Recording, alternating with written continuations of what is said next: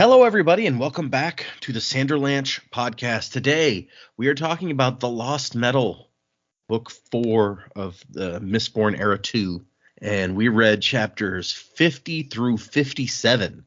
So 8 chapters this time. It was a big chunk. I am Data, and with me is... Jamie. Joe. And Dak. Yep, we're all back this time. Everybody's feeling okay today. Yay. Yeah, I mean, mentally, I'm maybe not the best, but, it's fine. Well, you can only ask for so much at a time. But in these chapters, we get Marasi, Moonlight, and Twin Soul get into a fight or two. We find out, I think, pretty much with certainty, the true identity of Midnight. And Wax and Wayne, or mainly Wax, really, chases down some trucks to look for evidence, and then gets some beer. And finally, Marasi finds something that we've been looking for a long time now. So hang on to something, everybody. The Sanderlanche is about to begin. No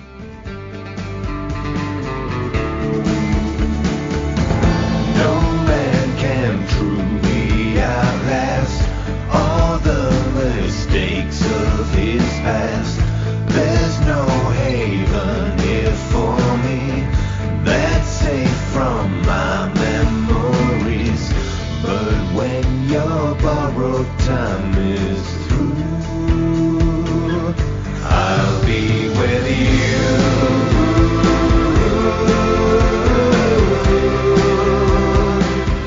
Redemption. So yeah, a lot of chapters this week. A lot of I don't know, a decent amount of stuff happening. Some interesting action bits and stuff. What did you guys think of these 8 chapters? Yeah, we're definitely getting into the shorter, choppier chapters, which is that, I think I've said every book, it's the exciting phase. Things are happening quickly. We know the lights are, the sun's going down and tonight's the night. It's all going to come to an end. So also some pretty cool visuals in this one. Twin Souls, Rockman was quite cool. Oh, and the women, we have a resolution on where they are. Hooray. I was so excited that we finally got there and it's actually been addressed, and that just made me really, really happy to have it confirmed. But to have, Shai's identity confirmed as well, what was having a look at, her take on an Elantrian was kind of fun as well. Yeah, I really liked all the little bits, and I feel like I'm so glad we read all of the books that we did read. I mean, you wouldn't have had a clue that they were going to be brought up in here, but it was really nice to kind of see them all come together. If you hadn't read Elantris and the short stories that we've read, like, you would be like, okay, awesome. Yeah, that would have made no sense if we hadn't read Elantris and Emperor's Soul. We'd have no idea what was going on right now. Yes, it would make absolutely no sense. So stoked that we read those when we did.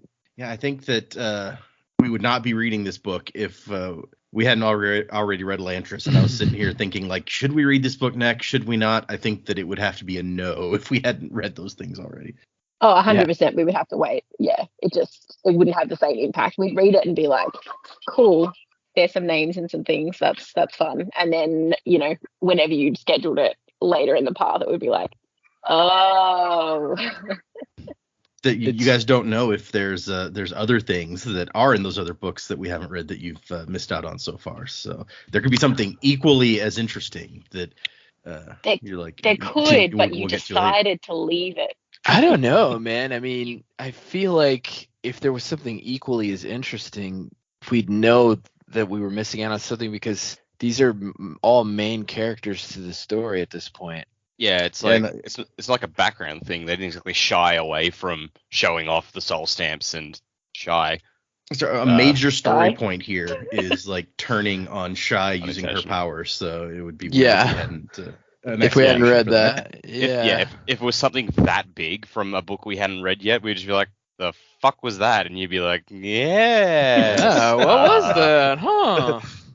What could it be? I realize that we're quite early in the episode, but did you have anyone like suggest not to read Lost Metal, like of our listeners, like to wait, or was everyone pretty much on board, or you just didn't throw the question out? That is an excellent question. I don't know that I asked people like, hey, what do you think we should do? But that obviously doesn't stop people in like the Discord from giving opinions, because we paused for 2 weeks to read Perfect State while I decided, are we going to read this next? So everyone knew that it was a question that was raised. And I think most of the people were like, yeah, you can read this next. There were a couple of people who were like, well, I don't know. I mean, I could kind of see it going either way. But I think more people were like, yeah, you can go ahead and read this. Cool. Yeah, makes sense. I mean, I feel like we've read, and of course we haven't got to the end yet, but I feel like we've read just enough to be kind of comfortable in this book. The one guy that we didn't know anything about, you basically were able to explain, like, yeah, he's not really in any major works at this point, or his type of species or whatever. Yeah. Yeah, so it wouldn't have made a difference how long we waited, because that is not information we would have gotten unless, you know, a new book gets published that we don't know about he's been working on yet. Yeah. Yeah. So, yeah, everybody, even people who've read all this stuff, would be on the same page with that guy. Yep, more or less. Yeah, I enjoyed these chapters. I think my favorite part, honestly, was the kind of weirdness, like quasi Falloutness of the community. That was kind of a really cool thing.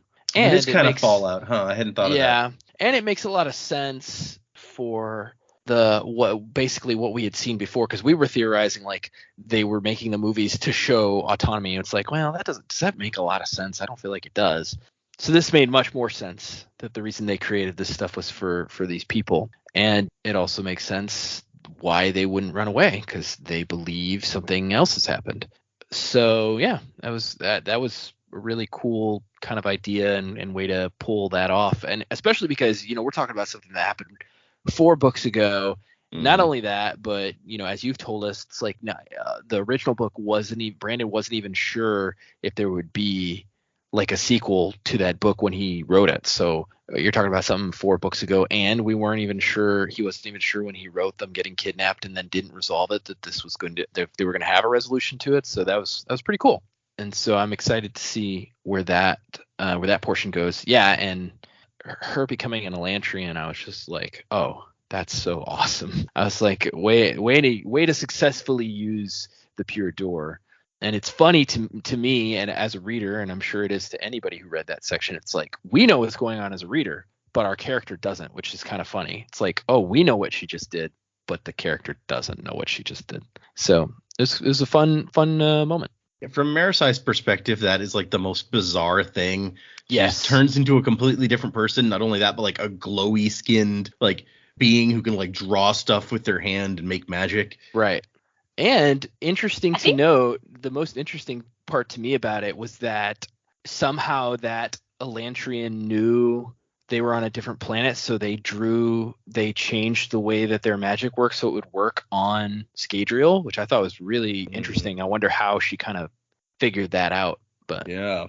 We've had a couple of times where Brandon's written about something that we, the reader, know what's happening, but the character doesn't. And I think it's really cool the way that he does that, because you're getting bits of information, even like the pronunciation of names and words and stuff. And you're like, he'll change the spelling. I think he did it with Melan, that she was Milan when we first got introduced to the character, and it was that penny drop moment that it's like, oh, it's their understanding of how it sounds rather than knowing how it's spelt. And I think they did that a little bit with Shy as well. And then talking about the Shayode, even if we're saying it right, I don't even know, but I find it really fun to read when he's done that, because you know he's just messing with people, and it's awesome. And the characters are going, I have no idea what's going on, and we're going, we do, it's awesome.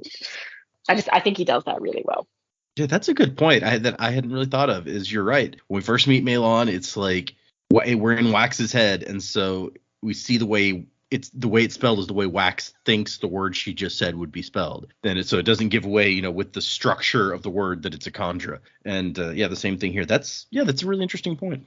I'm gonna be on the lookout for that now that you said that. I bet that it pops up all over the place, and I just hadn't really noticed that much.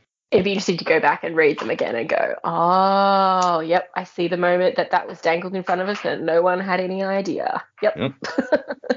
Gotta go back and read everything again. Oh well. Oh no. Yeah, these chapters were pretty good.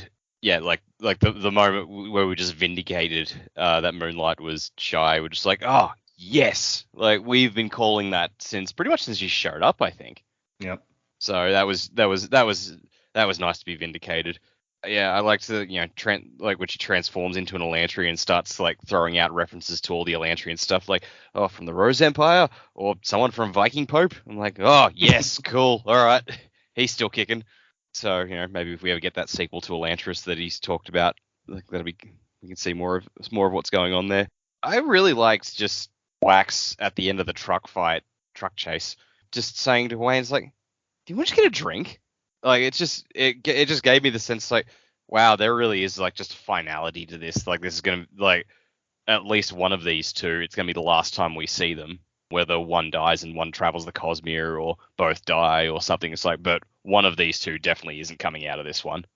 And I know we've been like say it's very clearly setting up for Wayne to die, but I feel like maybe that's the misdirect that Brandon's pulling on us this time. Maybe it's gonna be Wax. And Wayne does go off through the Cosmere, so we'll see where that all goes. But just that moment where he just stops and recognizes that we just need to take a breather for a minute. Like the world is about to end, and realistically we don't have too much of a chance of stopping that. We will try, but maybe we just need to just regather, refresh, and go into it. Just a bit easier. And I thought that was just a really unexpected moment for me, and I really appreciated it. And yeah, like the underground settlement of all the women who had been kidnapped and everything else. I was like, I don't know what I expected. It wasn't this. It is a cool idea. Gave me very cult vibes. Mm-hmm. Like, Entrone's got some Kool-Aid prepped for you people or something. Just really, really uncomfortable vibes throughout that whole thing. I don't want to say Stepford Wives, but I'm struggling to think of like another one of those like brainwash community sort of projects. That it just like I had visions of all of them coming into my head as I read that bit and like we always hated like Edwan and Entrone, but it's like, oh, so you guys are actually cult leaders as well. Ugh. That's true. I mean, we don't have any indication that like Edwarn had the same position here as Entrone does, where it's like, oh, I'm going to be the mayor of this city also, and everyone will know about me. But no, the way the people talk just seemed to indicate Edwan wasn't a big figure in their lives, but he was the mastermind behind it all. Like Entrone specifically referred to as Edwan's community project. So, yep. But I mean, that was Edwan's thing. He always operated best from the shadows, whereas Entrone's just like everyone will worship me as their leader. That does seem more, yeah. You're not wrong. He likes the attention, clearly. Yeah, brat. Can't wait for him to get his. I mean, Telson seems to take after her uncle to an extent because she's seems to be more behind the scenes on stuff. Yeah. But I like we've been saying for most of the book that there's hints here that like this is going to be the end for Wayne, and it makes me think it's so strong that it makes me think it must be a misdirect, right? Like it's going to be Wax instead. But I don't want Wax to die with like his two small children, and like that'll be so much more heartbreaking. Yeah. I am mentally prepared for Wayne to die. As much as I would hate it, I am prepared for that. If they took Wax, I just don't think I'll cope with that. So it'll be interesting to see where it goes. But yeah, I when I got to this point, I was thinking the same thing as you. It's like it really seems like they're setting this up for an ending, and Wayne may not make it, maybe both of them. But what if it's Wax instead? Yeah, I mean, like the last time we got to the end of the original trilogy, we got to the end. It's like, well, both the main characters wound up dying. So who knows? Maybe Wax and Wayne could both go. And but I mean, like I am confident Steris is going to come out of this alive. So even if Wax dies, the kids will still have a great parent. That's true. Yeah, I mean, Steris isn't. I guess she's in the middle of the city that might get it blown up, so we can't say she's not in as much danger, but it's a different sort of danger, I guess. Steris is going to find some way to unfuck this whole situation. You watch it. That's her official title, Steris the Unfucker. Steris saves the day. Not calling it. We joke that that's my title at work. That was good. That was my nickname in high school, actually, the Unfucker. Oh, gosh. Okay, I guess let's get into these chapters. So we ended last time with Mariside being like, we need to save these people who are gonna get murdered, and Moonlight being like, I mean, come on, do we have to? Like, we got more important shit to be about. But so she's got them. She's like, we're doing this thing. And so they make a quick plan. They're gonna go in. She's gonna catch some people in the cube. They're gonna take them out. They need to do it quietly though. And then she accidentally catches Twin Soul in the cube also, and not like at least one of the guys she was trying to catch. And so she's like, oh, sorry about that, dude. And then there's a fight. I mean, it's not as interesting an action-y fight as we've gotten several times so far, because it's more personal. Nobody's really superpowering much here. But it's a quick, brutal sort of little fight, and it ends with her having to save Moonlight by shooting a guy with the rifle, which is bad because it alerts everyone else down here that something is up. And we find out that the people they were saving are not the missing women, as Jamie had theorized last time. And it made a little bit of stir in the Discord where people were like, wait a second. Like, when she said that, I was confused. Like, did I not remember what section of the book we're in? Because they don't find the women yet. Which I had the same thought, actually, when we were recording that last one. And Jamie's like, and here's those women. And I was like, wait, what? Really? But that's just because I knew where we were going, and no, you guys did not. Yeah, and then I started reading these chapters, and I went, "That's not the women." How many people have these people kidnapped? Apparently, lots. Yeah. Well, to be fair, really these people were Gabe's people, because he was like, I don't like what you're saying about me. Yeah. Yeah, these are his political prisoners. Yeah. It makes sense now, but when you have to stop at certain points in the book because you're not allowed to continue reading, you make assumptions. Yeah. The whole point behind the predicament section. Yep, exactly. That wasn't even a predicament, though. That was, oh my god, we found them. Everyone's gone, no, you haven't. Wait, what? Not yet. You're almost there, but not quite. She read too many If chapters. you ever needed proof that I haven't read ahead, that's what it is. Yeah, there you go. Yeah, there you go. Definitely did not read ahead on that one. Oh goodness. So yeah, they also find a book that the evidence that got destroyed, and Moonlight's just like, I can rewind that later. It's fine. Which, geez, I didn't even think about when she said that she had a stamp that could fix something. It didn't even occur to me, like that kind of usefulness where it's like, they've just destroyed evidence. Don't worry, rewind. That is the unfucking stamp. It is, exactly. There you go. It's just it's such a versatile word. Yeah. And then there's some mention of Shadesmar, the dimension overlapping ours. That's how Twin Soul and I got here. And they're like, I mean, Twin Soul says she has access to some very specialized troops, hard to control, dangerous to unleash. And I know their destructive power personally. But the local perpendicularity is far to the south and carefully controlled. So I wonder if that means, is it the Ghost Bloods controlling it? Or is it, the Southern Scadrians? Do they have charge of this thing? Or, what's the deal there? Is that what Kelsey was doing in the south, looking for it?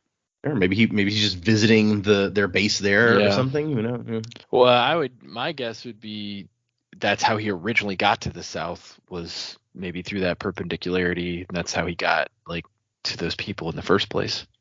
Interesting possibility. Yeah. He's like, all right, I'm going to take this perpendicularity. Scadrial pops out. This isn't where I parked my car. But so she's like, so they can't get them here, right? And then that's like, autonomy has created such portals unexpectedly and against all understood mechanics on some planets. So maybe. And then we find out that we got a guy who's an advisor to the Senate, the head of the opposition party for the Bilming Council. He's like, I think I still am. Who knows how long he's been in here. We got the editor of that newspaper, who we established in the broadsheet was missing after having opposed the mayor. Yeah, so she's here. That's good. And she's like, look, they have some sort of army. I've been taking notes. I love that. This is a reporter here. Newspaper woman to the core, who's hiding in the back of the cage waiting to be murdered and taking notes on it. Who gave her a notepad? Right? Maybe they're just like, yeah, you can keep your notepad. Who cares? she's like, I had to carve them in my arm, but I got them. She's like, here, take my notes. They're on your arm. Get me an axe. And so she says, locate a place called the Community. I think that's where their barracks are. So the community, word about it has been spreading, but we still don't know exactly what it is at this point. And they try to get these people out of here, and here come 24 guards. Soldiers, really. And so things have gone sideways to a severe degree. And I don't know what you guys thought was going to happen here, but like Twin Soul turning into a big magical mech was not where my mind went. Yeah. Well, anything's possible, I guess. And it was so cool. So yeah, he's just like, okay, so I'm going to need a jar of that investiture. Yep. And then he's like, it's morphin' time. Yeah, basically. I mean, it reminds me of like I think the monks in D&D can do a thing like this where they create like spiritual like hands or then eventually like a whole body or something. Sort of reminded me of, I think there's a bit in Last Airbender where Aang and Toph are training earthbending against each other, and they both like encase themselves in the earth and have like a visor so they can see out. Yep. Didn't really make sense for Toph because she's blind anyway, but yeah, she doesn't need a visor. But like that's the sort of image I had in my head. He's just got this crystal body around himself and just like walks up the corridor, and I was like, yeah, all right, that's pretty sick. And like Twin Soul says he's going to take care of it, and Maris like, what? No, I can't let you do that. Like they're going to kill you. And he's like, I think you're underestimating Silajana and her description because she has no idea what's going on, and we're in her head. So she's just like, so it was like a big transparent rock surrounded him, and then like more rocks started popping up. And from the boulders, there were some smaller boulders, only longer. And eventually she's like, wait, those are like arms and legs. And oh my gosh. And he ends up a 12-foot tall stone behemoth. And then he has a very dramatic monologue bit, which I loved, where he's just like, behold. And a whole long speech about who he is. And he's basically like, so Silajana says, I have to warn you. You have been given this rebirth to bless, encourage, and uplift those around you. You've wasted that gift. Lay down your weapons and let us pass or suffer my wrath. It appears that my offer has been rejected after they start shooting him. In turn, your offer of conflict is accepted. Prepare yourselves. It's great. I love this guy. Just the best moment. Like, well, I tried. Now I'm gonna fuck you up. Yep. You can't say he didn't give him a chance. Oh yeah, he went on for some time. Like I'm sure they had to reload at some point in that spiel. Right. It's so, yeah, it's Moonlight's like, okay, we're going to go the other way. He'll get the people out. It's fine. Like he stands the best chance of anyone at getting these people out of here. So, and fortunately, there are signs down here when it's like, hey, community this way. So, all right, that makes it much easier. And so they're trying to sneak to whatever the community is. And she hears or senses something following them. And this chapter ends with her being like, hopefully we'll stay ahead of it, whatever it is. Which even by the end of this section, we don't get like a great idea of exactly what it is. I mean, we get a description and an idea of like where it came from basically, but I want to know more. I guess we saw some like hemalurgic monstery things in Shadows of Self, like underground fighting Wax and Tensoon, and we never got much information about them either. And that I think she references that. She says, well, Wax told me about blah, blah, blah. So I think that she does reference that she thinks it's a creature of similar nature. Yeah. But I mean, you don't know what you don't know either, and it could be yes, it could be hemalurgic, but it could be, anything from anywhere through any perpendicularity. It's true. I think she says something about spikes in the shoulders, which definitely hint that that's what it is. But we'll get there, I guess. We cut to Wax and Wayne, who have gotten to the end of the underground, the sewer tunnel or whatever that they were in. And Wayne is trying to store health, but, it's kind of pointless at this point. And they find a building where the lab presumably was that Entrone had all those notes about visiting the lab. And it's a warehouse, I guess. And there's guys start shooting at them. And he's like, oh, no aluminum weapons. This is good. They didn't have time to prepare for our arrival here. And out of the warehouse come a bunch of trucks, 3 that he sees. And so he's like, okay, I'm going to go in the air and start chasing down these trucks. Try to find which one is carrying the evidence that we need or whatever. Or the bomb, potentially. That's the big thing. It's like maybe the bomb is here. And after taking out a truck or 2, he starts thinking, wait a second. These trucks are all acting really obvious. It's too easy to follow them. And that's when he spots like the 4th truck that is the like secret hidden truck. So these are all decoys. And these guys have aluminum weapons, so that's less good. And this, I really like this whole scene. Like, this is a cool Wax using Allomancy scene.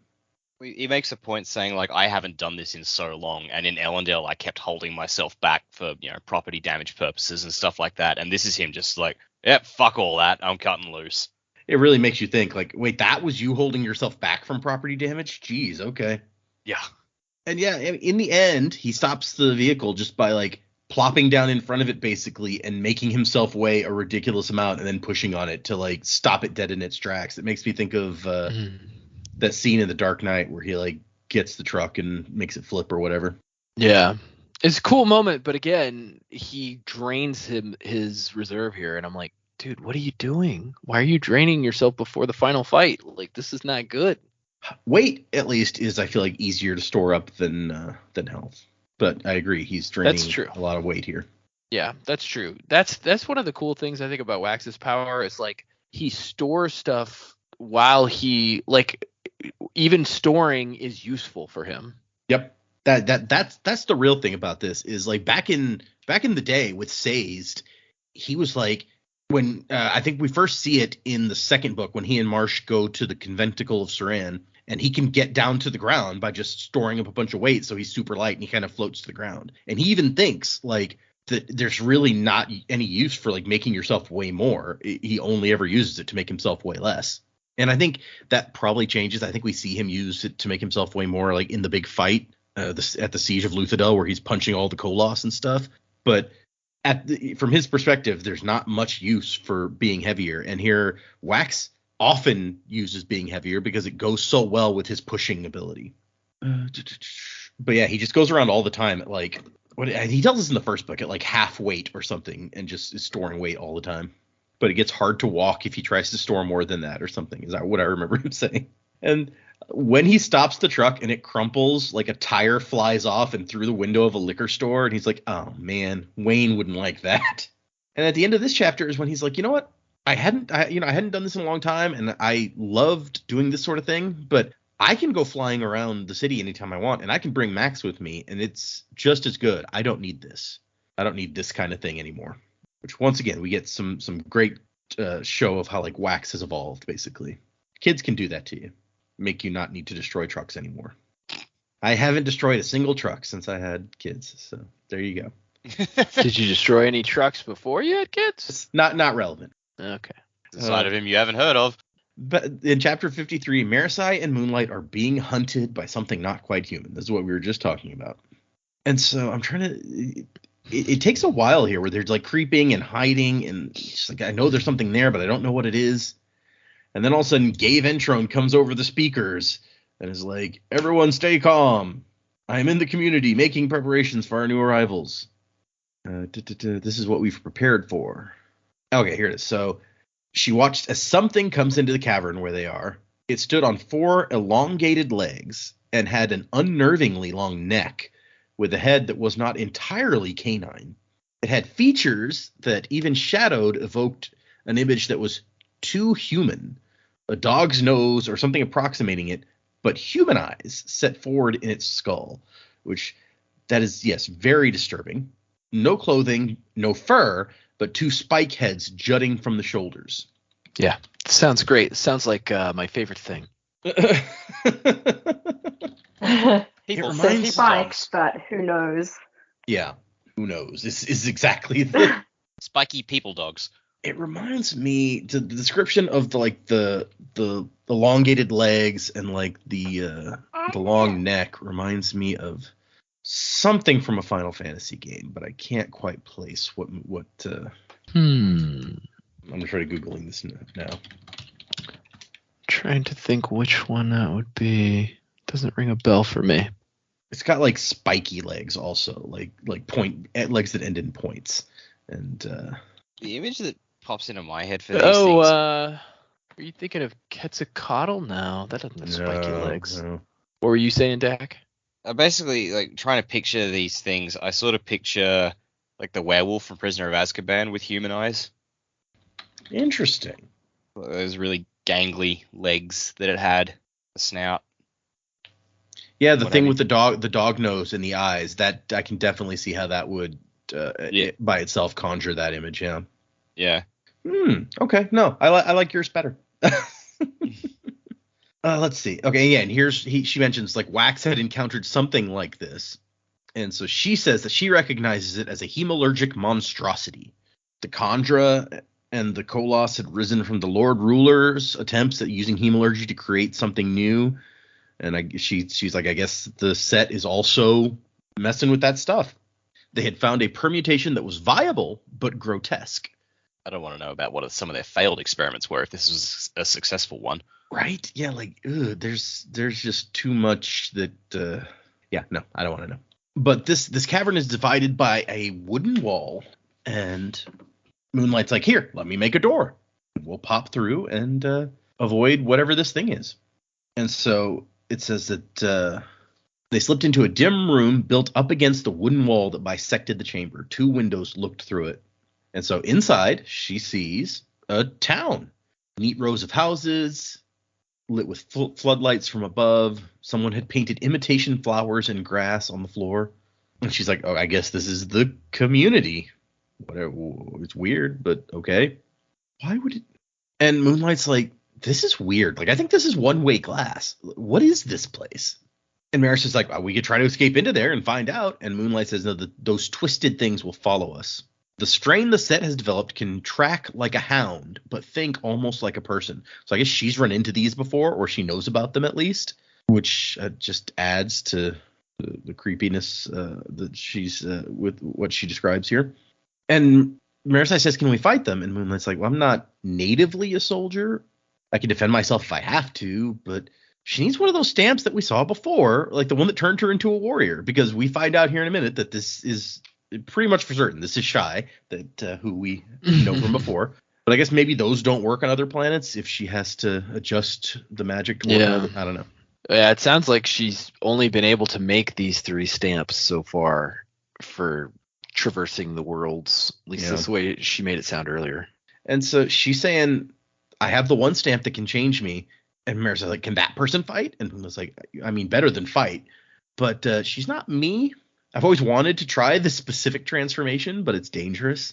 It won't wear off like the others. It will be permanent until I decide not to maintain it, which actually is a giant leap forward, because with her old ones, she had to restamp herself every week or something, or every day, I forget, to keep the change. So the fact that she can make one that's permanent at all, I feel like is a big thing. And maybe it's something about like being an Elantrian and having like this magical power flowing through you that keeps it stable. I don't know, but I like Marisai's like, okay, so you're saying transforming yourself into another person, that's not magic. And Moonlight's like, okay, I mean, that's kind of magical, I'll admit. You have to understand the door. It all makes sense. And I admit that this whole section, when I read it, I had no idea what she was talking about. I had not even a guess about what this stamp might do. Until she starts saying, it's like, this will make my soul think my parents moved to a different kingdom on my home world, and that I was born and raised there. And that's when I was like, wait a second. Because I was, even after that, I wasn't sure where she was going with it. I was like, well, that could be, Dakor. Like, we don't know. That's true. But that's where I was just like, the Sheod can only take you if you're from Erelon or Duladel, which they're related to the Erelon people, or Teod, I guess. But anyway, so I was like, now I get where we're going, and I am shocked. Shocked, I say. Yeah. And she's like, you're going to have to re-explain to me why I need to fight those soldiers. Also, here's some information. Give this to me and show me this map. And so it says, unlike Twin Soul, who had tapped the pure investiture like a keg, Moonlight just took it all in one metaphoric slurp. Chug, chug, chug. Chug that godly liquid. She stamps herself, and her hair shrinks to a bob and becomes luminous, but her skin shines even brighter than that. And so once everything stabilizes, my thing is, we never met an Elantrian, who was this pompous. But maybe that's because we didn't know really any old school Elantrians when we were in Elantris, because they were all, like in horrible pain. That was that angry, bitter old one in Secret History who was just like, you don't need God, you got me. That's true. We did meet several. Yeah. But also how much of it is what personality she can write in. Like if she hasn't necessarily, we don't know, if she's met an Elantrian or anything like that before. It's like this persona that she's written for herself. It's like, I assume if I was godlike, this is what I'd be like. That's a really good thought. I just assumed that if she knew enough to make a stamp that she like had gotten to know Elantrians and Elantrian power better. But that's an excellent point, that just might be what she thinks they would be like. Maybe she's taken the personality off of like Kelsier has met Elantrians and has described them to her. And like that is 100% how Kelsier would describe someone with the godlike powers. Probably. I don't know. I always got the sense in the Elantris book that when they talked about the Elantrians of the past, that a lot of them were kind of pompous because they had godlike powers and people worshipped them. That's kind of the impression that I got. Obviously, the Elantrians during the course of the actual book itself are not that way because their lives are terrible, but that's just kind of the way it appeared to me. That's an interesting point. Yeah. And most of the people that we met in Elantris that talked about the old Elantrians, it was like there was a very negative feeling overall about them. Could have been just their attitude. Yeah. Except for Galadon is the only person who I think we met who actually knew an Elantrian and like talked about them in a very positive way. Or not, he wasn't even that positive. That's because it's Galadon. But like his dad was an Elantrian or whatever. So anyway, she's just like, immortal. How are you, child? I seem to be in an unexpected location. And yeah, so she's drawn. She looks at the map that Marasai's showing her, and she like draws a thing on the ground, a sketch of the basin, but with a strange rune at the center, and that stabilizes like the light, the power in her somehow. And so Marasai explains like, hey, you're in Bilming in the Elendel Basin. You just drew a map of it on the ground, and Moonlight's like, so I did. How curious. So I feel like Elantrian magic has always been based on the location, and we know that like the map of Erelon was drawn into all of the Aeons. Like that's why it stopped working, because the map changed with the addition of the big chasm or whatever. So I assume that drawing a symbol on the ground with like the Elendel Basin drawn in there is like a way to direct the door power to this location and make it flow through here like it does other places. I don't know that for certain, but that's the only reason I can think of that she would do that and it would have the effect that it does. And she's like, did you have a boon to request of me, child? Something I can do for you? She's like, well, there's soldiers outside who want us dead. And I'm just like, oh, bother. Who are they? Nasties from the Rose Empire or another group of Wyrn's faithful come to waste their time trying to fight their betters? She's so pompous, but I love it. It's great. Yeah, take that, Viking Pope. Suck it. She smiled through two perfect lips, blessed from within by her natural brilliance. Just even Marasai's description of her is just so whatever. Anyway, Marasai's like, no, I mean, they're just bad people. We had a plan. You and I, before you changed. I have always been Shai, blessed of the Sheod. And the Shai thing just makes me think, because all the pronunciation of names in Elantris were weird, and it was partly because they're all based on Aeons. It's like a pair of Aeons, and so you say kind of both of the Aeon sounds, which is why when we read like Kiin as Keen, it's actually like pronounced Kai-ein. And somebody pointed out in the Discord the other day that the girl who shows up in this book, Keen's daughter, who we called Casey, it's written Kaice. Apparently the pronunciation is actually K-ice, which is weird, and I refuse to say that.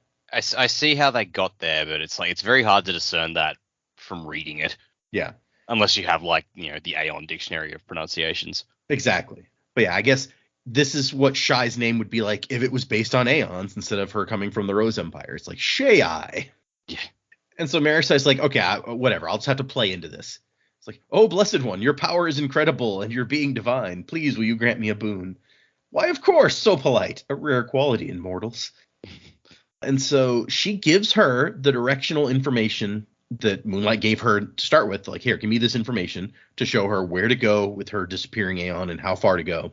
And so then Shai uses magic that we've seen before to create like a fake image of Marasai to go with her so that they won't hunt Marasai after they see her. So she's like, yeah, I'll take fake Marasai. We'll appear to them. We'll disappear off in that direction, and they'll follow us, and you'll be fine. And while Marasai is watching this, Moonlight's like, wait, are you still here? Scoot along. I want to know what happens after this scene where does Shai end up and what does Shai end up doing when she's end up like on the streets of Bilming strolling around like, oh, what's going on here? I got the impression it's like the coordinates that she was given will basically pop her back out in Kelsey's little safe house, and maybe Casey will just be like, okay, we're doing this now. All right, I know what to do. I've got a the backup stamp here. Maybe. Yeah, that would be a good plan. To have pre-prepared a way to bring herself back, because it doesn't seem like Shai is going to be interested in changing back. No. But maybe Kelthia could bring her back. Hopefully. If she's going to the hideout, if that's where she had to get to. Yeah. And she's like, be certain to deliver the proper offerings for the blessing I've magnanimously gifted you, and be pious in your treatment of your gods. Marissa's like, yep, pious. That's what I'm going to be. Yeah, she's like, she's a survivorist, right? She is, yes. She's like, I just met my god earlier, so I'm pious. You actually brought me to him. That's it. She's just she goes through a new door and is going to check out what's going on in this place. And we cut back to Wax, who finds a bunch of papers and equipment and 3 corpses in the back of the truck. No bomb, though.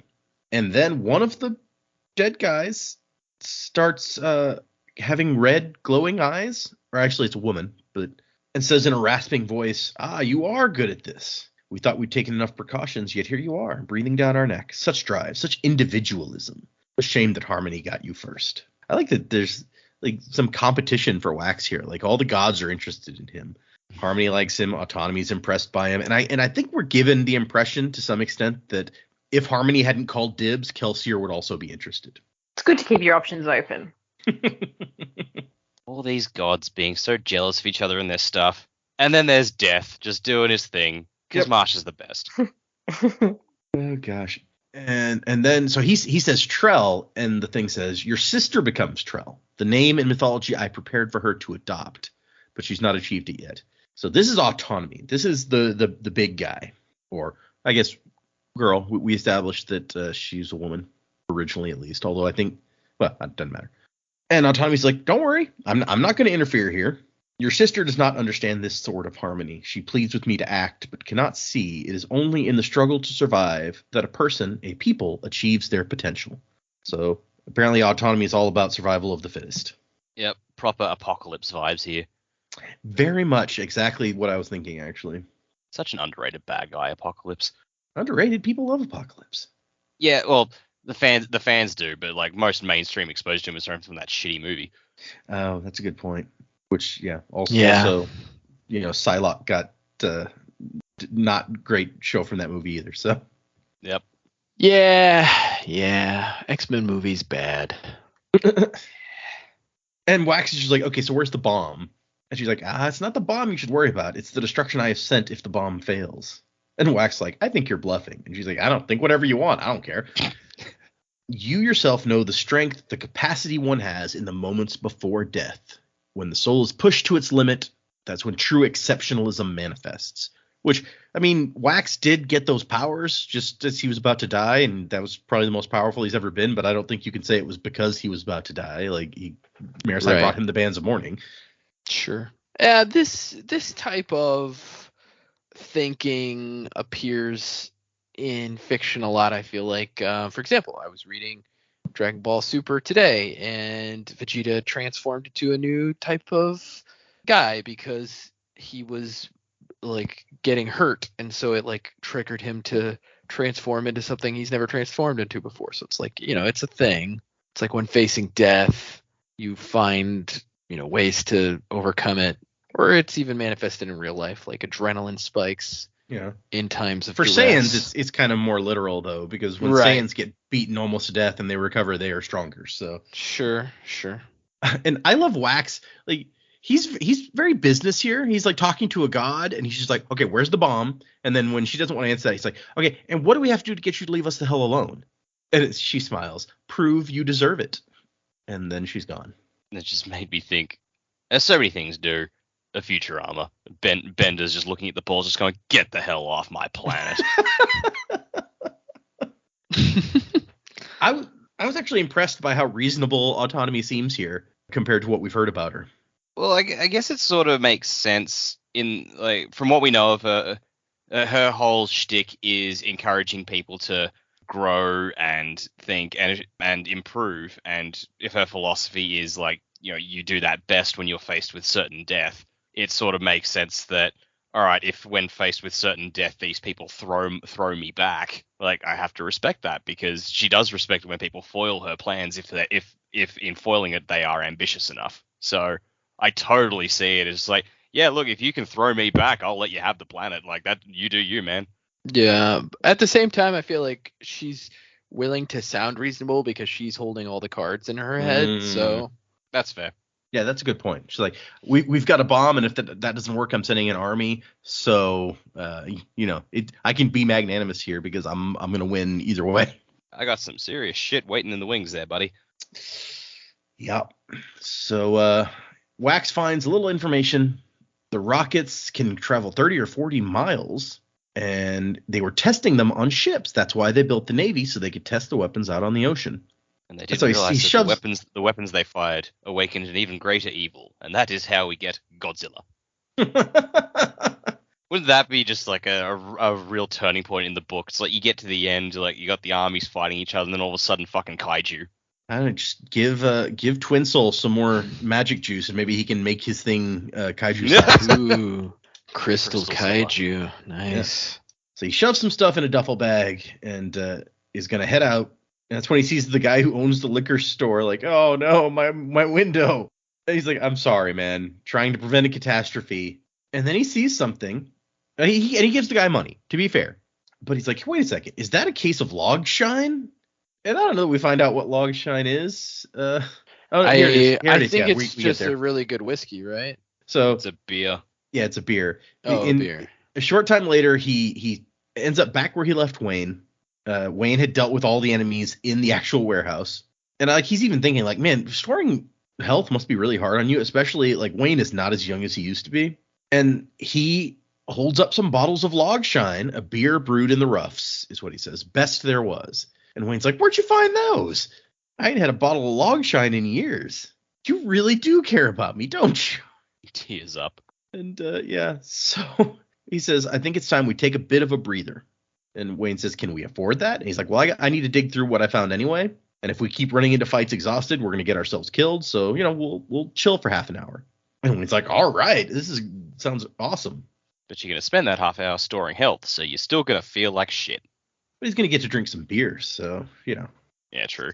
Although apparently when he uses health, it burns away the alcohol feeling. So if you're storing health, you might get drunk real fast.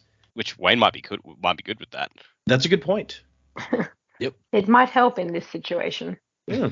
Can't feel how sick I'm getting if I'm too drunk to pay attention. Okay, so then we go back to Marisi, who's making her way into the Community, the title of an M. Night Shyamalan movie. Wait, no, that's The Village. Yeah, Community is the place run by Chevy Chase. It's true. Only for a few seasons.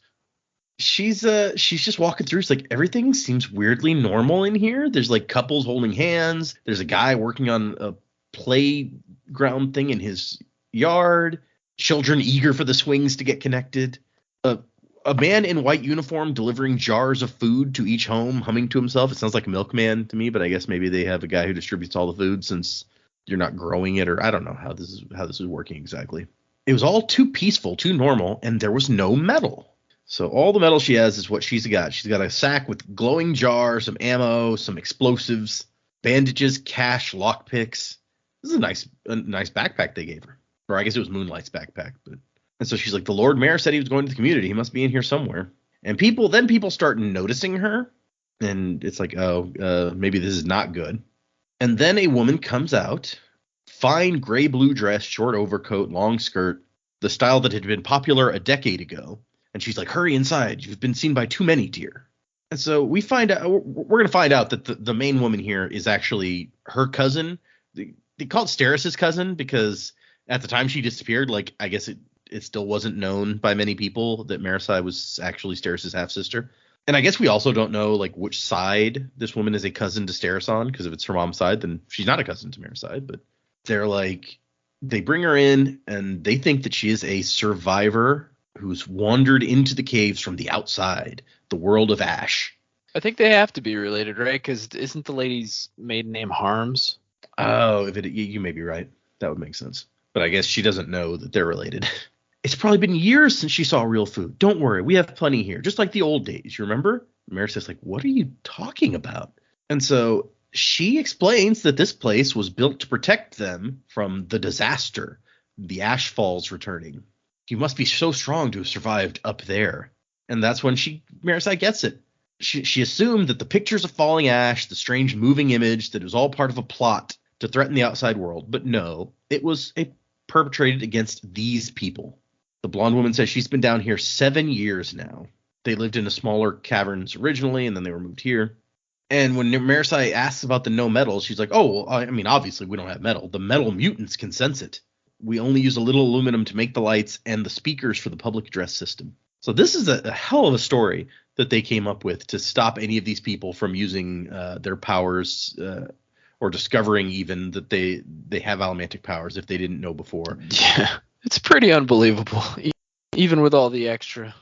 Well, but Marisi figures it's like, oh, so, they let some of these in, and then we're like, oh, these metal mutants can sense the metal. See, they come in and attack us if we have that. So tell people a lie big enough, and some of them will believe it. Well, I mean, especially if you're giving them some kind of proof for it, which I guess they've tried to provide. So yeah. I guess it's what they've known for years. Can you imagine like this? And I know she mentions this, but when they figure out what actually is going on, it's going to hurt. Yeah. Especially honestly, my main concern is that we know that most of the people originally taken were women. And so they could have also taken some men that nobody noticed. But my greater concern is that maybe some of the men that these women have been marrying do know what's going on. And that is going to hurt worse. I think they do. I think she does say at one point that some men were abducted as well. It wasn't just women. It was predominantly women, but it wasn't entirely. And so they explained that they've been trying to fight Gabe Entrone on like his demands that they can't go out and try to find survivors and bring them here. He says outsiders are too dangerous. Every once in a while, somebody comes in and tells them about how horrible things are outside.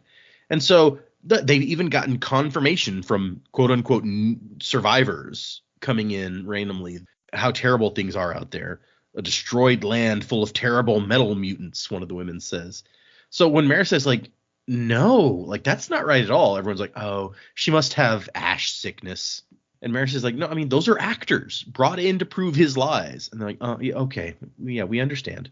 One woman says that she had 3 children in Bilming. And she's like, do you know anything about it? Like, are they okay? Did they survive? And so then she explains that there was a random lottery. The scientist who discovered the impending eruptions realized they could only save a few. So there was a lottery that selected people, weighting it towards women of childbearing age, of course, and an emphasis on allomancers or those from allomantic lines. We couldn't bring our families, the man said. We argued for it once we woke up here.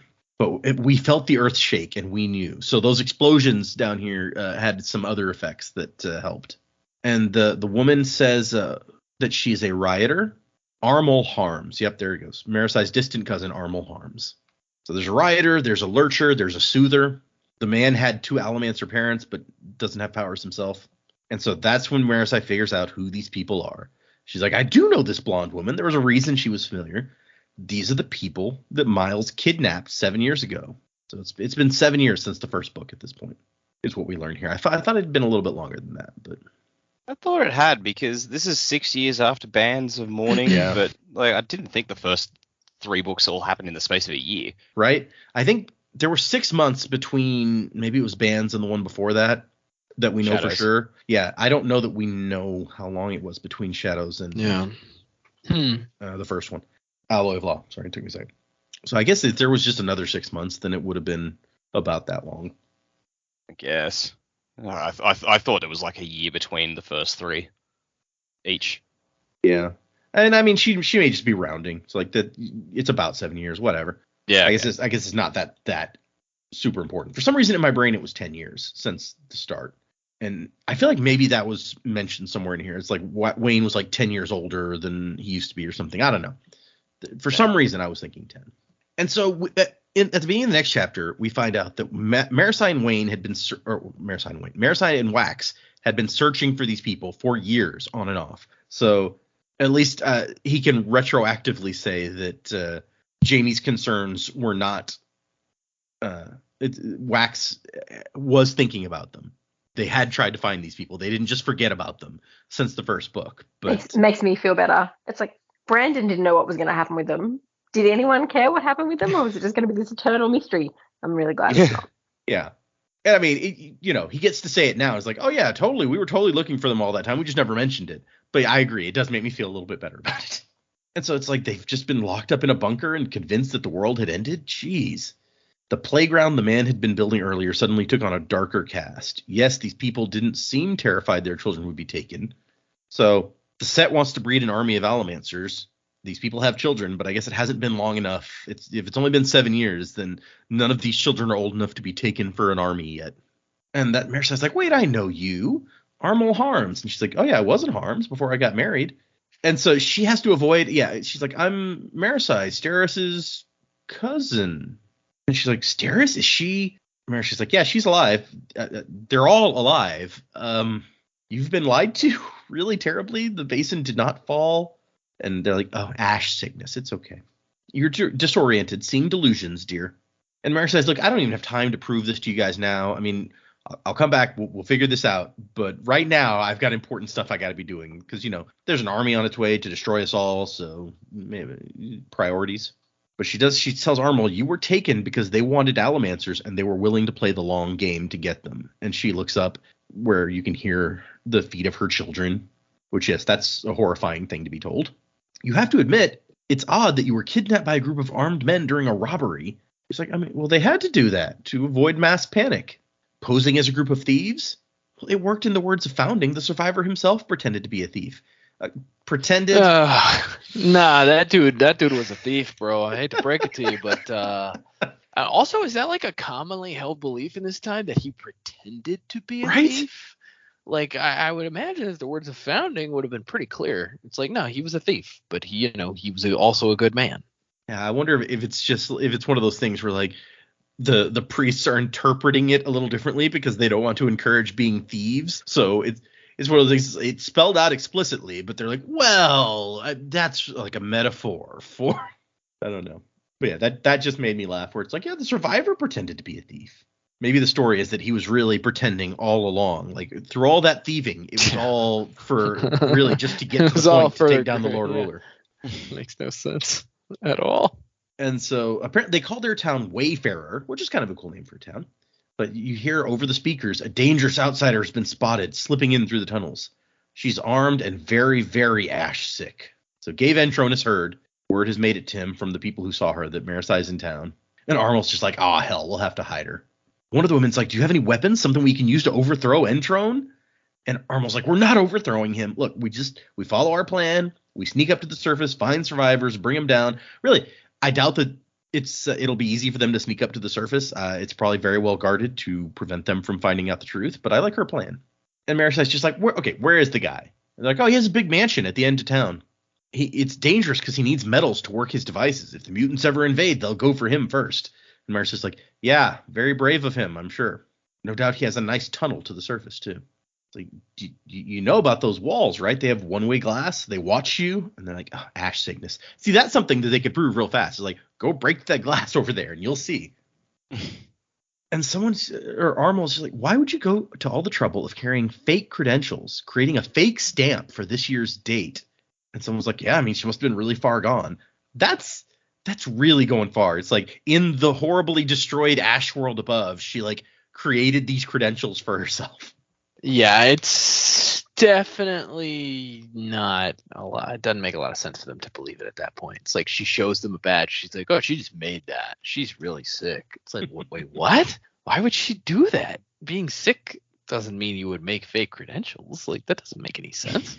And so she says, Marisi wants to fight back, and Armel's like, we don't want violence. Also, we don't even have any weapons. And Marisi says, you are weapons. If only we could get you metals. That's why there's none down here. Right. Okay. And then she sees something in the way that Armel looks at her and the credentials, and she's like, you know, don't you? Or at least you suspect that what I'm saying is true. You've always known something was wrong. And Armel's like, I have a family, children, and a husband that I love. And Mara says, but if Entrone wins, then they're doomed to a life in darkness. And he's planning to take your children from you. We have to find metals so we can fight back. And one's like, what do you want us to do? Lick rocks? Hoping there's some iron in there? Which, that's a callback to Allomancer Jack, I feel like, when he, like, licks the cave walls and finds tin. It worked in the story I read. I don't think this is working, guys. I've been licking a rock for like an hour, and all I have is a headache. Like Entrone comes into the cave and says, all right, security, how are things going? It's like, sir, they're all lined up against the far wall, licking the rocks. What? Wait, what? Oh, those bastards are trying to pull an Allomancer Jack. Quick, get them. It's called an Allomancer Jack when you lick a rock for metal. Oh, gosh.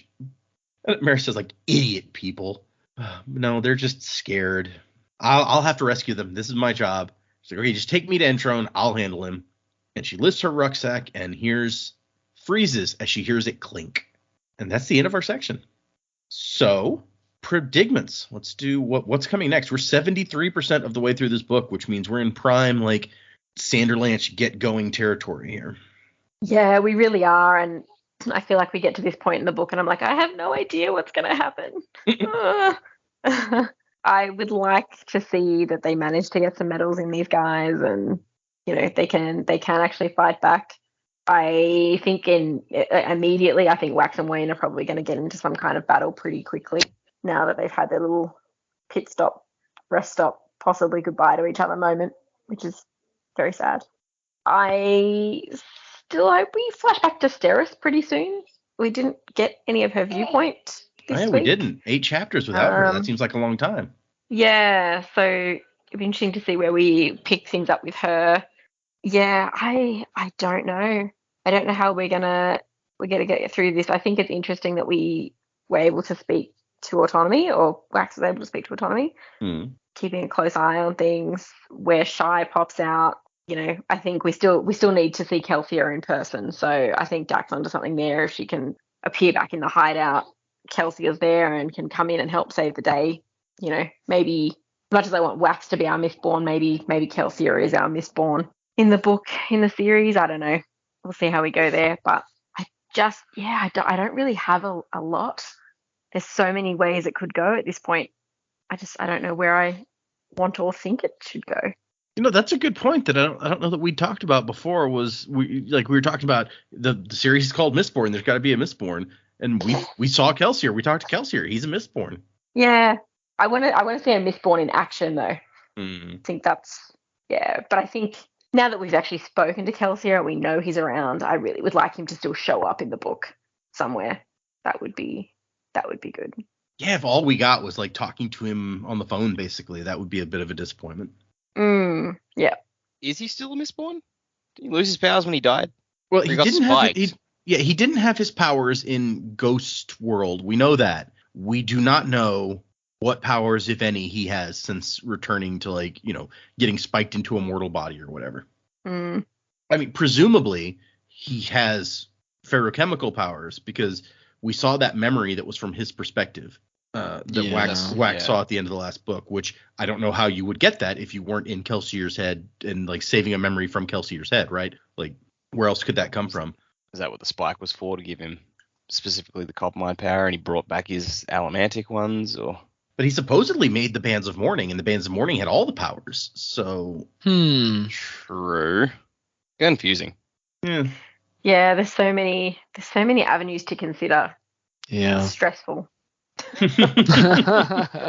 Well, we're only 4 episodes from the end of the book, so you know. Oh my God. You won't have to be stressed for very long. And honestly, in a way, we're going to hit the end of the book in 3 episodes because 1 episode is all epilogues. Oh, wow. Because there's 7 epilogues in this book. So, whoa! Oh my gosh. Well, there you Return of go. the King. And we're doing 2 episodes next weekend. Yep. Oh. Yeah. Oh, So that would be a mean place to leave it for a couple of weeks. Yeah. Well, no, that's not true because you'll get to read everything but the epilogue. So no, that'll Except actually the be epilogues, in, yeah. That won't be so bad. We'll be all right. Huh. Well, you know, I'm going to stick with my predicament Wayne is going to either perish or fake his death, one or the other. I've been kind of hoeing that row, or whatever the expression is, since near the beginning of the book. So, and I don't know. I think I talked about this last time. Like, I don't know if we're going to see this army or not. It seems kind of anticlimactic if we don't, but also how much could we really get into with the army of Red and Gold without them all of a sudden being made moot in some way? So I'm trying to figure out like how that would happen. Even if you have this giant group of people who have allomancy in the community, how do they stop an army? Or whose job is it to stop the army, at that point? So like, I don't know. I'm very, very concerned about how that's going to play out. If the third book in the original Mistborn era is any indication, there was a lot of death in that book. So there could be a lot of death in this book. I don't know. That's all still really up in the air, because the stakes are obviously very high, but you don't have the constant sight. Like, everybody is not aware that the world is coming to an end, unlike in the last end of the Mistborn era 1, where it's like everybody was like, oh yeah, no, our planet is like ashes everywhere. Yeah, lava. It was pretty obvious there. It's pretty obvious bad stuff's going on, and we're all gonna die. So there's so many people unaware of the stakes at this point that it's unclear to me kind of what could really happen. And does everybody continue to stay unaware at the end of the book? Do we save the world and very few people knew that there was even a risk that the world was going to end? And so I'm just curious as to where we're going to land on that, which way Brandon's going to take it. I really don't know. But I will say that I think Wayne will, like I said, either die or fake his death. I think Wax will survive. And maybe Marasai will go with the Ghost Hunters, or whatever they're called. Ghost Bloods, Ghost Hunters. Kelsier could show up. Ghostbusters. I hope Kelsier does show up, but I hope he doesn't. I hope Kelsier shows up and like he's not needed. You know what I mean? Like, he just shows up and he's like, oh, you guys took care of it. Good job. I think that would almost be more fitting, because it's like you're passing the torch. It's like, no, they got this. Which, I mean, his people specifically are protecting Scadrial, the planet, so I guess he's not leaving it up to them. So that's probably not the way it's going to go, because he's like, no, this is my job. I protect this planet. But whatever, we'll see, I guess. Also, for a guy who leads the protectors of Scadrial, he seems extremely uninformed about what's going on. So that's unfortunate. And so that's kind of where I'm landing. I mean, there's still a lot of unknowns, so I don't really have a way to form any predicaments outside of the ones that I've already made. So okay. Well, that's fair. Yeah, you've been on something's gonna happen to Wayne for a good while. Yeah, I think you were the first one to predict that. So good to know you're sticking to your guns there. When it turns out to be Wax, you're gonna be very disappointed. That would be a bummer, man. I like that it won't be Wax dying that makes you sad. It'll be the fact that you misguessed who was going to die. No, I mean, when I said Rocket died. When I said it would be a bummer, I did mean like it would be a bummer that Wax died, not that I was wrong. I don't really care about that.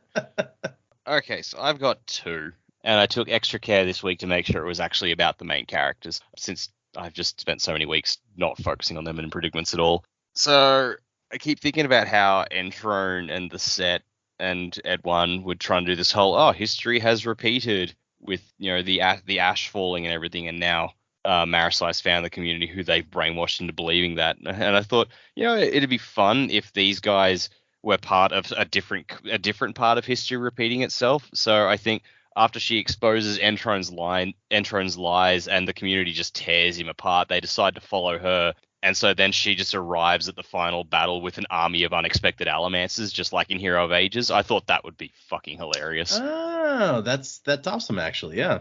Yeah. So that was just a fun little one. My big prediction this week, there was a moment when Wax was flying around chasing the trucks, and he thinks about how he doesn't need this anymore. He doesn't need this to feel fulfilled, and it's meant to be a nice heartwarming thing showing how much he's grown.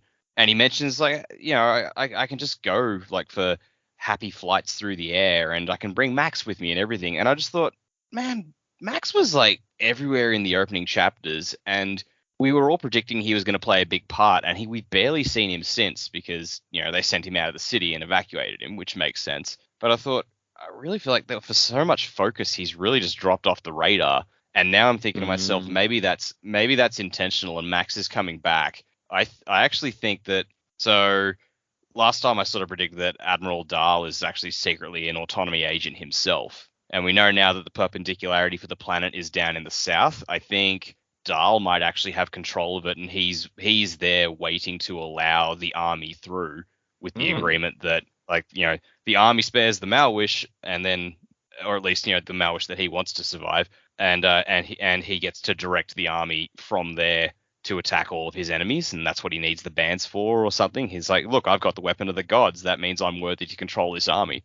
And I feel like his insurance policy is on his way back down south. He's kidnapped Max and is taking him to the front line as sort of just, if and when Wax solves the problems going on up north and he comes down to try and stop the army from coming through, Dahl has Max with him, like, to just try and tell Wax to back off. And then further building on that, after Wax's little conversation with Autonomy here, and Autonomy's talking about, when you're faced with death, that is when, your true powers, like your true potential comes through. And it's like, well, he's not being faced with his own death. He might be being faced with the death of his son. And that's when he achieves his full potential and he goes Mistborn, like we've been hoping for throughout this entire book. So yeah, I just think Max has to play a part later in the book because of how much focus he got early on. And I think Dahl might be the key to that. And then it ties into, Wax going Mistborn like we were hoping. Interesting. I like the part about Wax, having being so scared for his child or whatever that he goes Super Saiyan and takes out the bad guys, and it's awesome. I don't like the part where they kidnap Max. I don't approve. I mean, I don't like it, but then there are plenty of things that happen in fiction, in stories, and I was like, well, I don't like that, but it's a thing that happened. Like, if things that happened in books that you didn't like didn't happen, then books just wouldn't exist. There'd be no story. No, that's true. Well, didn't you know, Dak, that's how people are now? It's like if the story doesn't go the way they want it, they're like, well, cancel that story. It's not good. Yep. Only happy stories that go the way I want. That's what I'm signing up for. I mean, I'm all down for a story where things go pleasantly. Like, I think someone said, I want to write a fantasy story where Sean Bean has a really nice day. There was just a picture of Ned Stark holding a kitten and eating an ice cream, going, yes, this has been quite pleasant. but it's like, that'd be a nice story. It probably wouldn't be a very compelling one. No. Which ice cream should I order? Who knows? It's an episode of Bluey. And the conflict. Yeah. Oh man, like I would.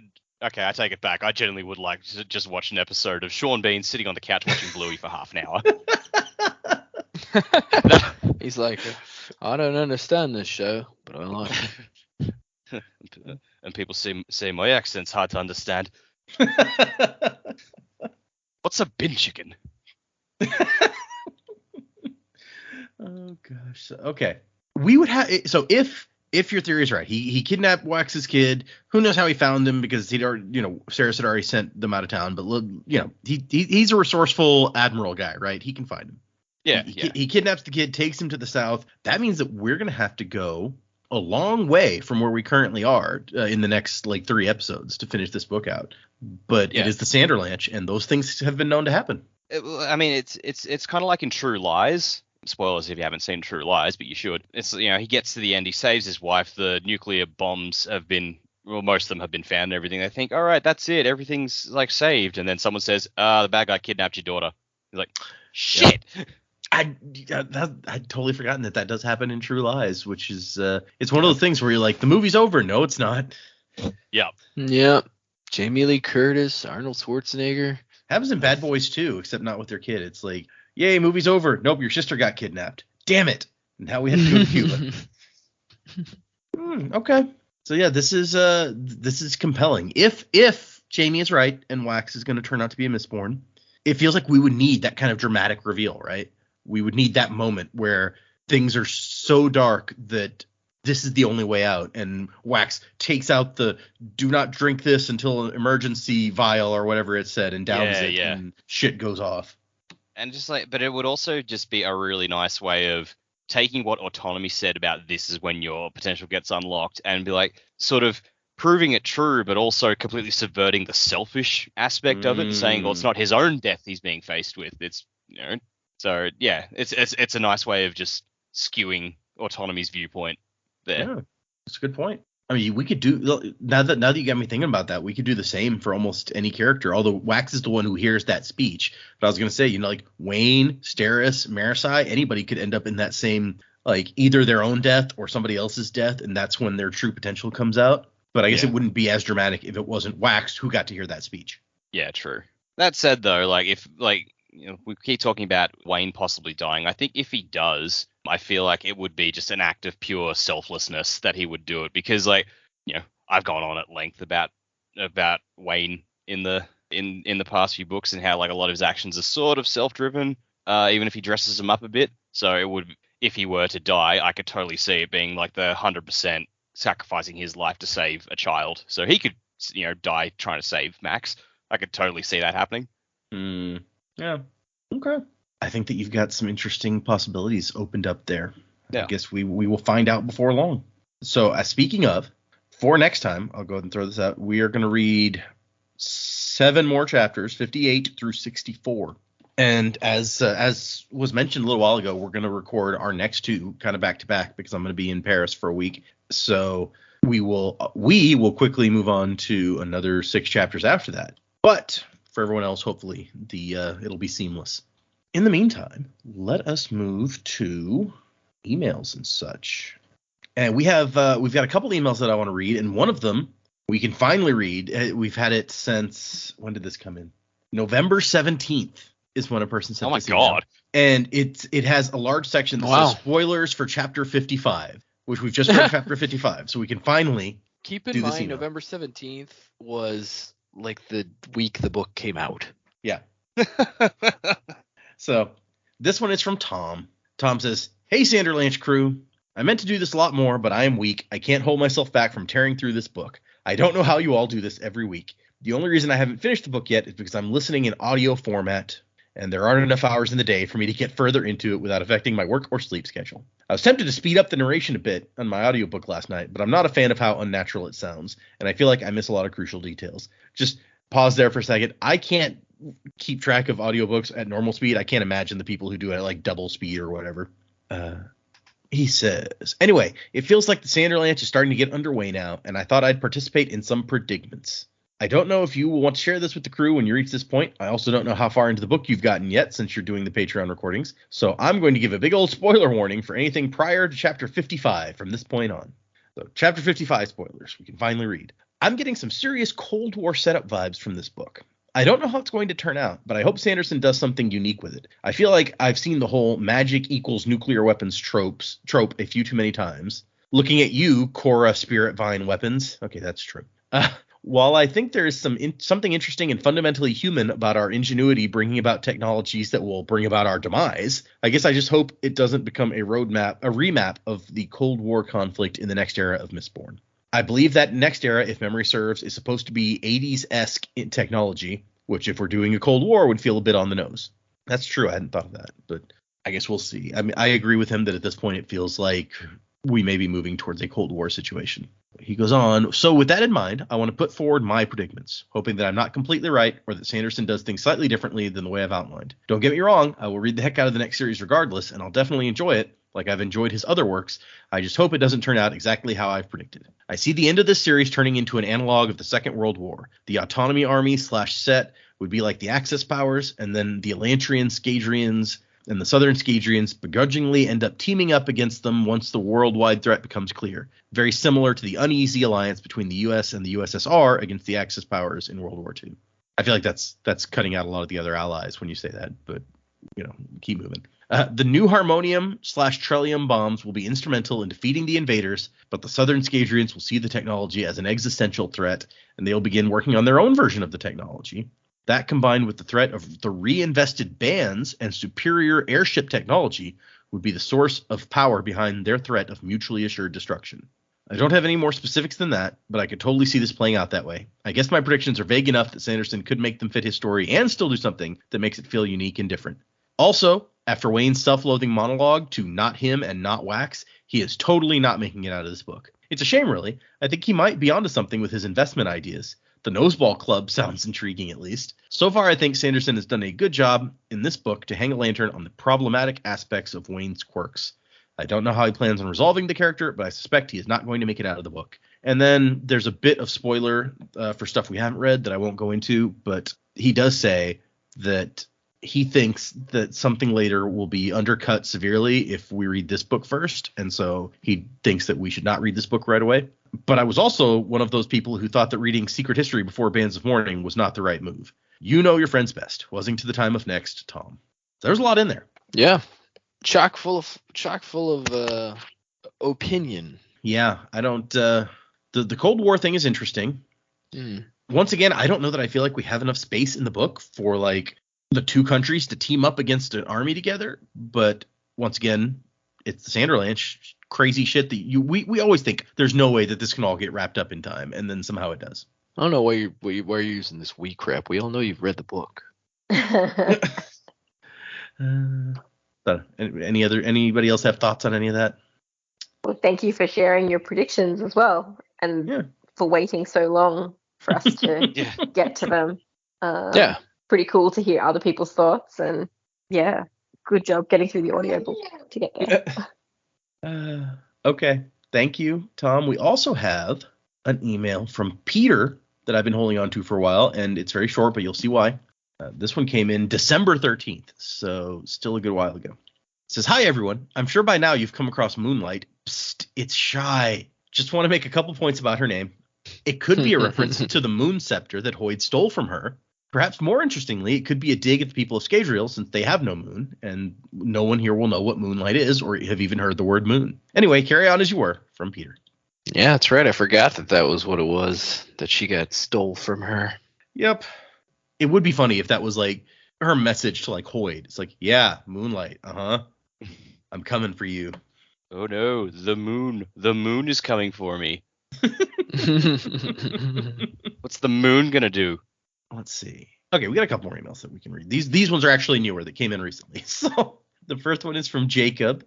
It says, "Hey, Data, Jamie, Joe, and Dak. New listener from the UK here. I found your podcast about the time I finished The Lost Metal and have to say that I'm a big fan of the show. I've been a fan of the books for a while and always happy to hear new perspectives on them. I'm just coming up to the end of your reactions to Hero of Ages and can't wait for the reveal that Spook becomes king. Also, for when it finally..." Oh, man, you are in for a treat. Yeah, what a reveal that was. I feel like while people did have reactions to that, it wasn't as angry as a lot of people were expecting and maybe hoping for. Well, here's the thing, man. When Brandon keeps shoving it further into the ridiculousn's with that character, it's like, now I just expect it. Next thing you're gonna tell me is that Spook he's actually Viking Pope. Like, that's what you're gonna tell me next. and I'm just gonna be like, yeah, I guess that's true. I guess that's true. I'm not gonna fight it. Just okay. Yeah, Viking Pope, sure. All right. Also, for when it finally clicks who Hoyd is. I mean, he's Hoyd, but yeah, we did kind of figure out that he keeps showing up. I mean, well, I guess he's farther back. I was like, yeah, I mean, he's Hoyd. That's his name. Yeah, we don't really get to the fact that he is the same guy showing up over and over again until at least Secret History. So I guess that is a little bit after. Oh, yeah, because even in Secret History, I just called him Sexy Drifter. I hadn't put it together yet. Yeah. Yeah. No, he showed up by name in Final Empire, Hero of Ages, and Elantris. Yep. And then Era 2. By Era 2, we'd cottoned on, but yeah. Yeah, within the first era, Jamie had the theory that there's just like a bunch of Hoyds out there, and they have the Hoyd Academy or whatever. The Hoyd Academy. It's just the equivalent name of David or something. It's everywhere. Yeah. Well, now they got Hoyd swag boxes. He's all over the place. That's true. I got a Hoyd pin on my pin board. I had a really stupid dream like once way back when we were talking about the Hoyd Academy, and it's just like. And I'm only reminded of it now because we've been watching so much Finding Nemo lately, but I just imagine like you got this room full of guys and they're all just saying Hoyd like the seagulls say mine. Hoyd. Hoyd. Hoyd. Hoyd. Hoyd. Hoyd. Hoyd. Hoyd. Hoyd. Hoyd. Hoyd. Oh gosh. Okay. So Jacob says, "Thanks for making my boring office job more fun. I'll let you know when I've binge listened enough that I've actually caught up. P.S. Data. Wondering when you're planning on getting to the Stormlight books. They're my favorite ones. So looking forward to everyone's thoughts on that. Now, at this point, the number of Cosmere books that we have, or Cosmere stuff that we have that's not Stormlight, is getting real small. I've talked about Warbreaker. We're going to do White Sand next. I've talked about that. Warbreaker was what I put out that maybe we would do if we weren't doing Lost Metal right away. So that's also coming up. There's a short story. There's Shadows for Silence in the Forest of Hell. And there is Tress of the Emerald Sea. And I think that may be it. So that's no other short stories? I don't think there's any other Cosmere shorts that we haven't read. Interesting. Wow. So except for Stormlight. There's several Stormlight short stories. Yeah. Right. And I know that you may not have made this decision yet, but have you decided, would Tress be something we would read before getting into Stormlight, or would we have to wait?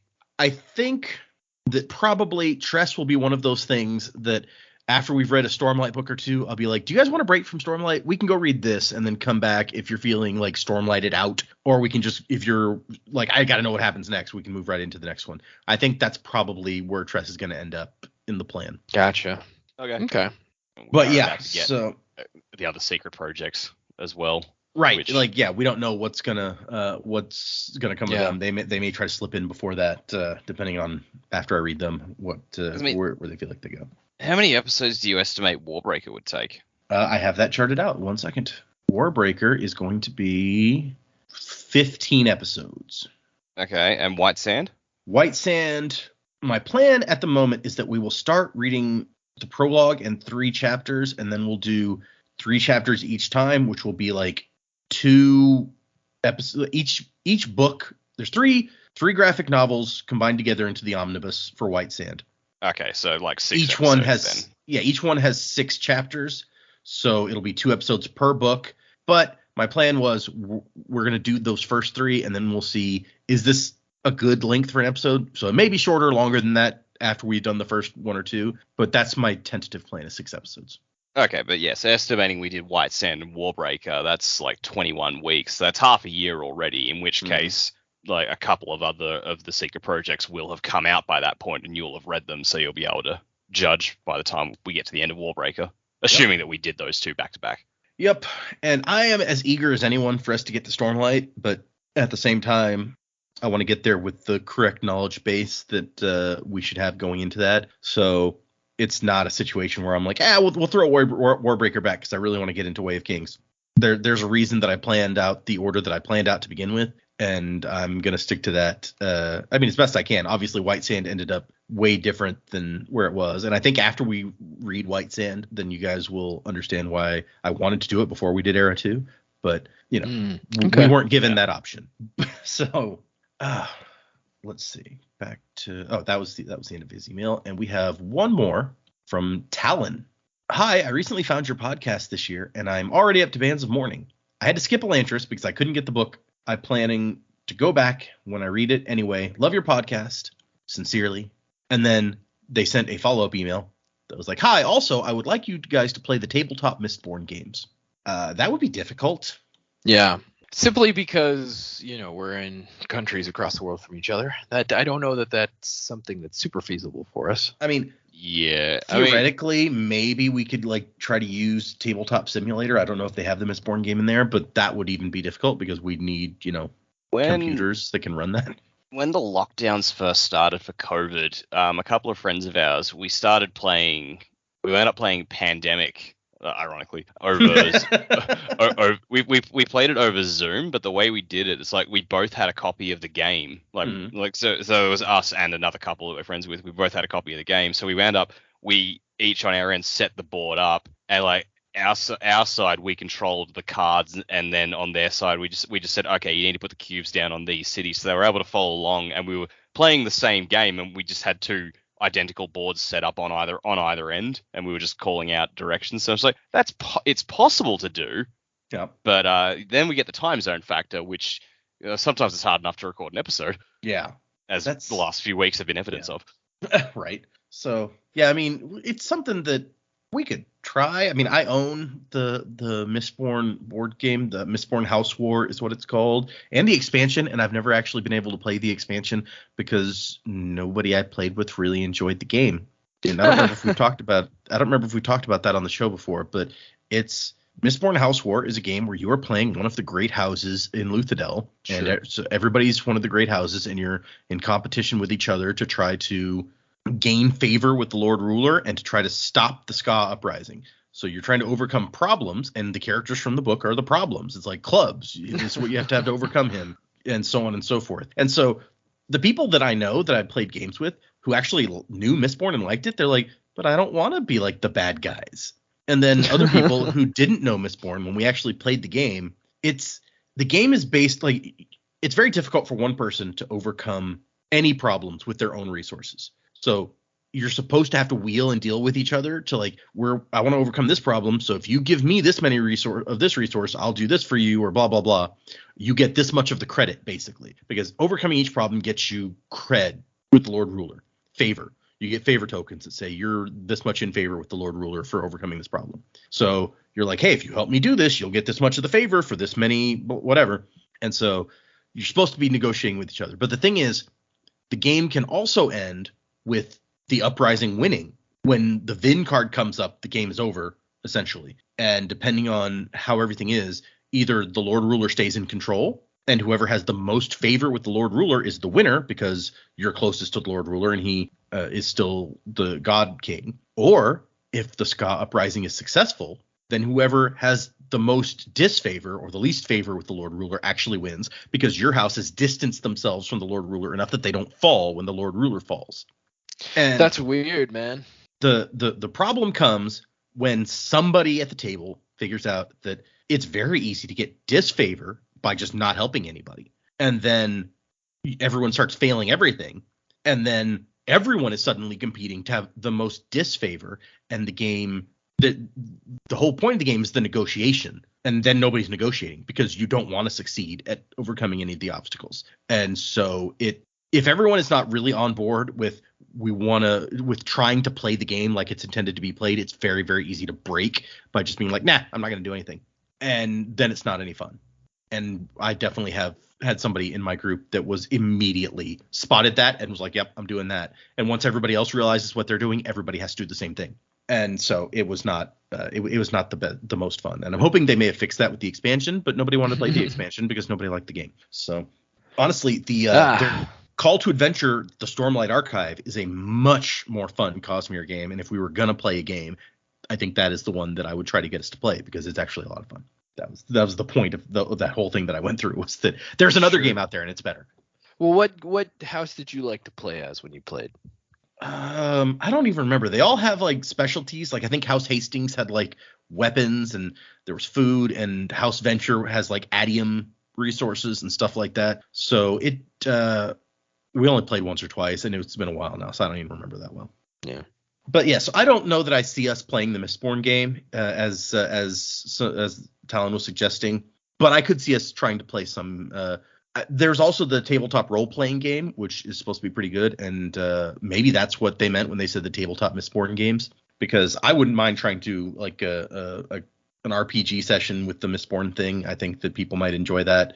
They even have different era setups where you can do era 1 or era 2 characters and stuff. So that could be fun. And that was when we first were talking about doing a Patreon. That was my first thought as a potential extra, was like, maybe we'll set up like we'll record like an RPG session and put that out there. But as Dak mentioned, it's hard enough to get every week an episode recorded, let alone setting up a time to record a whole other thing. So yeah, I don't know that we will be able to do that ever, but I think that the Stormlight game is probably the one that I see the most, and we'd probably do it like Dak suggests, where I get them a copy and we can do it at the same time on both ends, because that's also a game that's available and that's not hard to learn, and would require a lot less work ahead of time than like any RPG does, where you got to create characters and all that. So anyway, those are our emails. We're actually the inbox is clear for the first time since November, when we got that email that I've been saving since then. So Yay.